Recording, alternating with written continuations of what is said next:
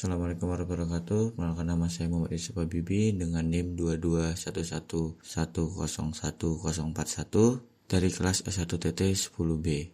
Baik, pada tugas video kali ini saya menggunakan Ubuntu sebagai klien, FreeBSD 4.11 sebagai router, dan FreeBSD 4.11 sebagai server.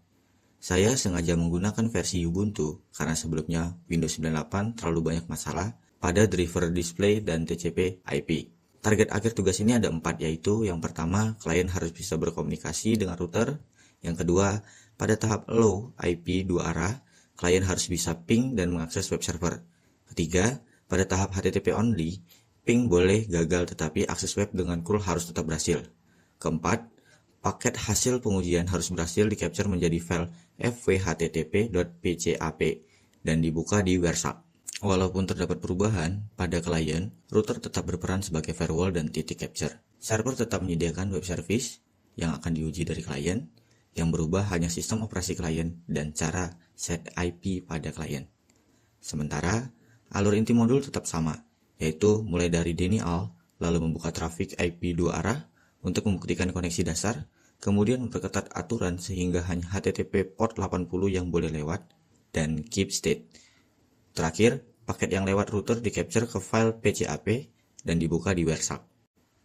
Klien Ubuntu berada di jaringan 192.168.56.0/24 dengan IP 192.168.56.1. Server BSD memiliki IP aktual 192.168.57.1 dan gateway-nya 192.168.57.2. Router memiliki dua interface, yaitu IM0 dengan IP 192.168.56.2 di sisi klien dan IM1 dengan IP 192.168.572 di sisi server. Klien hanya memakai satu adapter host only, router harus punya dua adapter, satu host only di sisi klien dan satu adapter untuk sisi server. Server berada di jaringan yang sama dengan interface kedua router. Hasil API harus menunjukkan alamat 192.168.56.1/24 pada interface klien, dan IP route harus menunjukkan default via 192.168.56.2. Router adalah titik terpenting. Pertama, periksa dua interface dengan ifconfig A. Kedua, periksa routing table dan net_stat_rn. Ketiga, pastikan net.inet.ip.forwarding bernilai 1. Pada praktik aktual, ping dari router ke klien berhasil. Lalu masalah ketahuan ketika target ke server memakai IP yang salah. Setelah target dibetulkan menjadi 192.168.57.1, barulah router bisa menjangkau server. Jadi sebelum menulis rule IPFW, router harus terbukti ke kedua sisi jaringan. Pola paling aman, pertama dari klien ke router, kedua dari router ke kedua sisi, ketiga baru akses web dari klien ke server. Pola ini penting karena jika langsung mencoba curl atau WhereSub tanpa menguji koneksi dasar, akan mendapat gejala yang membingungkan. Dengan urutan ini, titik rusak bisa diketahui lebih cepat, apakah di klien, router, server, firewall, atau web service. Pada modul firewall, harus dimulai dari kondisi paling ketat, yaitu denial, jalankan IPFW enable firewall, lalu IPFW show. Hasil awal yang benar adalah hanya ada satu rule deny IP from any to any. Pada tahap ini, ping ke server dan curl ke server seharusnya gagal, dan itu bukan masalah, itu bukti bahwa firewall memang aktif. Tahap pertama adalah membuka akses IP 2 arah. Tujuannya bukan langsung mengamankan port, tetapi memastikan jalur komunikasi dasar bekerja. Tambahkan rule 1000 untuk klien ke server, dan rule 1100 untuk server ke klien. Setelah itu, dari klien jalankan ping dan curl. Kalau kedua-duanya berhasil, berarti topologi gateway dan rule dasar sudah benar. Pada praktik nyata, berikut tahap yang harus dilalui lebih dahulu sebelum dibuat lebih ketat menjadi HTTP only.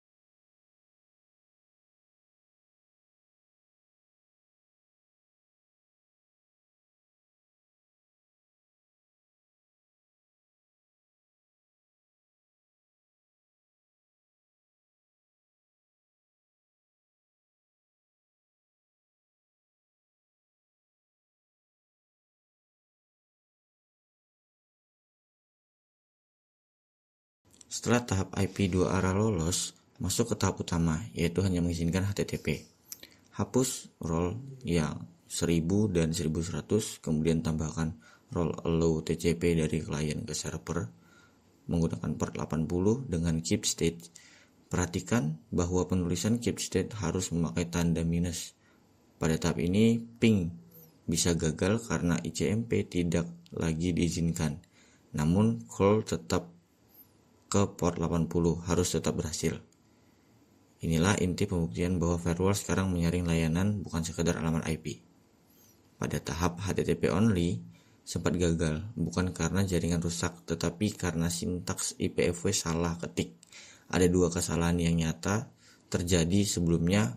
Pertama, alamat IP ditulis dengan koma, misalnya 192,168 atau sebaliknya. Jalankan TCP DAM di router dengan interface IM0 dan path simpan yang jelas, yaitu home manager/fw http.pcap. Setelah itu pindah ke klien dengan jalankan crawl ke server. Kembali ke router dan hentikan capture dengan Ctrl C. Langkah penting berikutnya yaitu memastikan file benar ada dengan ls-ln. Jangan membuka WireShark sebelum file itu dipastikan tersimpan. Pertama, di router tambahkan rule 900 untuk membuka SSH dari klien ke router.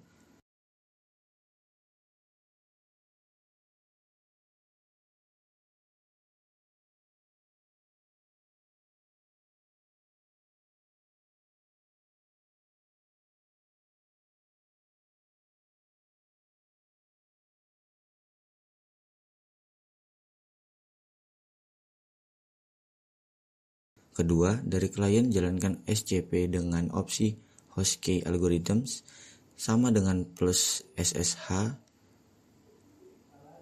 min DSS karena router FreeBSD 4.11 menggunakan Hostkey yang lama dan ditolak oleh Ubuntu terbaru. Ketiga, saat diminta password, ketik password saja lalu enter. Jangan ketik sebagai komen baru. Jadi akan ada tampilan password seperti berikut yang tidak terlihat. Keempat, cek bahwa file fw.http.pcap benar-benar muncul di home. And karena yang saya gunakan, setelah file ada, barulah kita buka WireShark. Begitu file PCAP sudah ada di klien, buka lewat menu file, lalu open.